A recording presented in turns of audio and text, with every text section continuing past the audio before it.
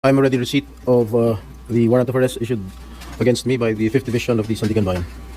Nais ko lang pong bigyan din ng mga bagay nito. I will remain firmly with the majority bloc under the leadership of Senate President Alan Peter Cayetano. Hindi ako matitinag sa anumang panggigipit, pananakot, political maneuvering para talikuran ang aking paninindigan. I will not yield to threats. I will not be intimidated. I will not be pressured into surrendering my independence of judgment.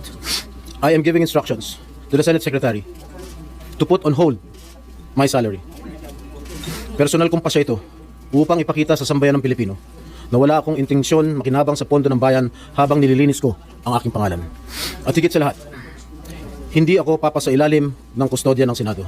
I will not seek Senate custody. Hindi ko gagamitin ang Senado bilang panangga laban sa mga aligasyon sa akin. Nakahanda akong ipagtanggol ang aking sarili sa hukuman at hindi ako magtatago sa likod ng institusyong ito upang umiwas sa proseso. Ipagtatanggol ko hanggang sa huli ang aking sarili para patunayan na walang batayan ang mga paratang sa akin. Kalokohan ng lahat na ito. Mismo ang Senate Legislative Budget Research and Monitoring Office o LBRMO ang nagsabi sa ombudsman na wala silang anumang dokumento o record na nagpapakita na ako ay nagpasok ng anuman insertion sa 2025 national budget. Ang mahalagang impormasyon nito ay kinilala pa mismo ni dating Senate Blue Ribbon Chairman Senator Panfilo Lacson bilang isang makabuluhang ebidensya na sumasalungat sa mga aligasyong binabato laban sa akin. So how can the office of the ombudsman file a plunder case against me when I am not even alleged to be part of or the mastermind of the supposed scheme? Wala po akong kinalaman dyan. Ngayon ko lang po isa sa publiko ito. Maraming beses po ako inalok na talikuran ang independent majority bloc kapalit ang pagbabasura sa aking kaso. Ngunit, hindi ko po ito tinanggap. Mas nanaig ang paninindigan ko na ako'y manatili sa hanay ng mga kasamahan ko sa independent majority bloc. I stand my ground.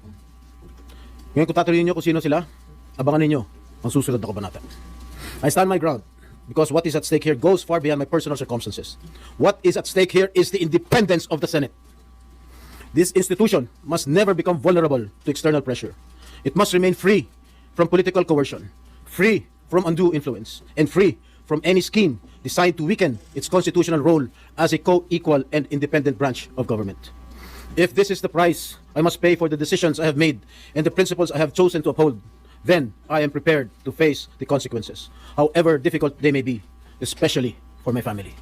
I will not be broken by accusations, nor will I yield to political pressure. I will meet these charges head on, defend my honor through due process, and place my faith in the truth.